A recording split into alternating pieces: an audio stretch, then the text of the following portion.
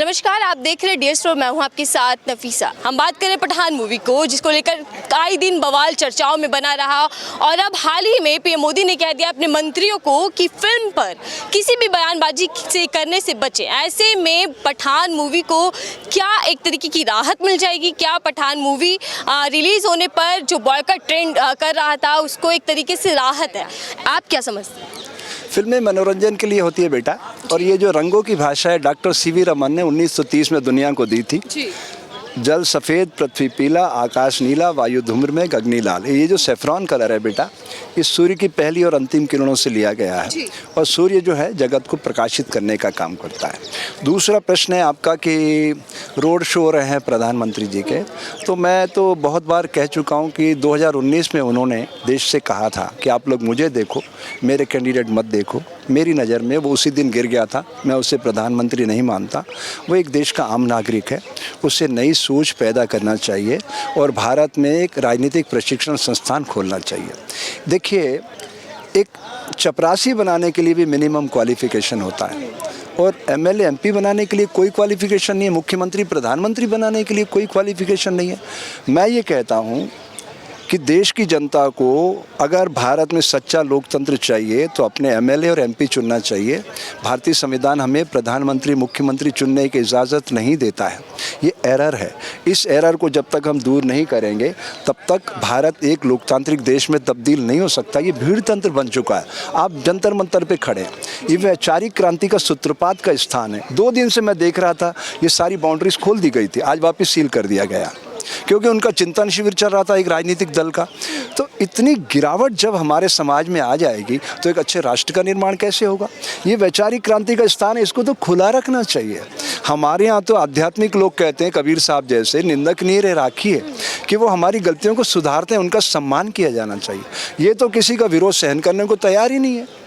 अब आप बताइए कि अच्छे राष्ट्र का निर्माण कैसे होगा? सर, आते हैं पीएम मोदी की आपने बात की, उस पर भी आएंगे, लेकिन इससे पहले भगवा का अपमान, दूसरी तरफ पठान मूवी का ट्रेलर बुर्ज खलीफा पर चलता है और शाहरुख खान अपनी अदाकारी को उस तरीके से जिस चीज़ के लिए जाने जाते हैं वो एक बार फिर से जनता के बीच आते हैं और उसी प्यार मोहब्बत से अपना डायलॉग बोलते हैं। क्या है बॉयकॉट ट्रेंड और क्यों आवाज़ें बुलंद होती जा रही हैं? अध्यात्म बेटा बहुत उच्च कोटि की अवस्था का नाम है। ये जो मैं आपको बोल रहा हूँ सेफ्रॉन कलर सूर्य भगवान का, वहाँ तक हमारी अप्रोच नहीं है। जब अप्रोच नहीं है तो हम उस पर समय क्यों जाया करें? चाहे वो शाहरुख भाई हो, अक्षय जी हो या कोई और हो, ये सब मनोरंजन करते हैं। बच्चे अपना पैसा लेकर के अपना काम करते हैं डायरेक्टर की स्क्रिप्ट के हिसाब से। तो इनको बीच में नहीं लाना चाहिए राजनीति में। राजनीति परमार्थ का, सेवा का माध्यम है। मैं चाहता हूँ कि भारत में सच्चा राजनीतिक नेतृत्व उभरे और अच्छे बच्चे इस लोकतांत्रिक मूल्यों को आगे बढ़ाएं और दुनिया के साथ कदम ताल करें और भारत दुनिया का सबसे खूबसूरत लोकतांत्रिक देश बने। इस पवित्र देश को लेकर मैं जंतर मंतर पे आता हूं। तो आप इस तरह के प्रश्न करेंगे तो मैं अपने हृदय के विचार आपके समक्ष रख सकूंगा। स्वामी जी बिल्कुल आएंगे, लेकिन बीजेपी पार्टी के सांसद मंत्री जी बयान आपने सुना होगा, किस तरीके से बयान सामने आए कि जिनके अंदर भगवा का खून दौड़ रहा है वो इस मूवी का बॉयकॉट कर देंगे। इस तरीके की बयानबाजी पर कभी लगाम क्यों नहीं लगती? ये सब वोटों का ध्रुवीकरण है और उनको लगता है ये बहुत सरल मार्ग है सत्ता हथियाने का कि मुस्लिम लोगों को बाइकाट कर दो तो ये 80% हमारे फेवर में आ जाएंगे, तो हमें कुछ करने की ज़रूरत ही नहीं है। जो इन्होंने कहा था सबका साथ, सबका विकास, सबका विश्वास, वो डिलीवर करने की ज़रूरत ही नहीं पड़ेगी इनको। इनका जो मूल मोटो था विकास की बात, लोग इनके भ्रम जाल में फंस गए, मकड़ जाल में। कैसे कि इन्होंने एक ऐसा सपना दिखाया था, सब्ज बाग दिखाया था कि अगर हमें मौका मिलेगा तो हम सबका विकास करेंगे, सबको आगे लेके चलेंगे, एक नए राष्ट्र का निर्माण करेंगे। वो तो कहीं खो गया और इन्होंने ये इतनी संकीर्णता पे ले आए देश को। मैं हिंदू, मैं मुस्लिम, मैं सिख, मैं ईसाई। इससे एक अच्छे राष्ट्र का निर्माण नहीं होगा। ये 47 में तय हो गया था कि भारत एक लोकतांत्रिक देश बनेगा। 299 महापुरुषों ने श्रेष्ठ विचारों को एकत्र करके भारतीय संविधान दिया।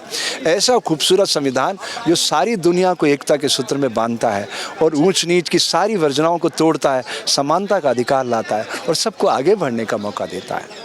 उस संविधान की निरंतर घोर उपेक्षा की जा रही है और सारे सिस्टम पे मैं तो ये कहता हूँ, ये जो है भारत इस समय प्राइवेट कंपनी में तब्दील हो चुका। नाग, व्हाट इज़ नाग? नरेंद्र अमित गौतम अडानी कंपनी। गौतम का पैसा लगा हुआ है, मदारी है वो, उसकी चंग पे ये 2 नाच रहे हैं, इससे अधिक कुछ भी नहीं हो रहा है। मैं ये कहना चाहता हूँ, अगर भारत के लोग चाहते हैं भारत में सच्चा लोकतंत्र आए, तो मैं उनसे प्रार्थना करता हूँ कि आप अपने अच्छे एमएलए एमपी चुनो, उन्हें मुख्यमंत्री प्रधानमंत्री चुनने का अवसर दो, चाहे चुनाव कभी के भी हों।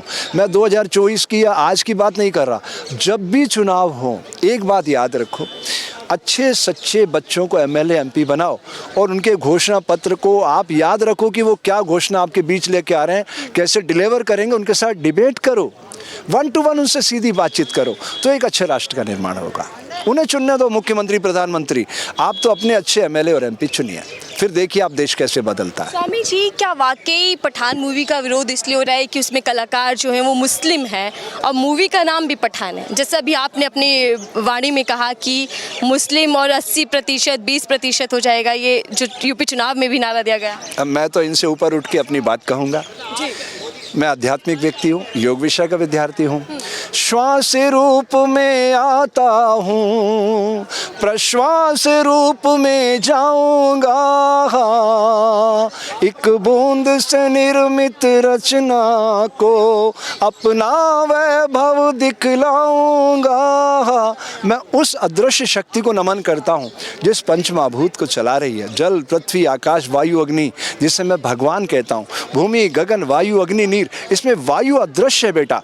अगर ऐसी लीडरशिप हम पैदा कर सकें जो खुद पीछे रहे और समाज को आगे बढ़ने का मौका दें, यकीन जानिए बेटा, भारत दुनिया का सबसे खूबसूरत लोकतांत्रिक देश बनेगा।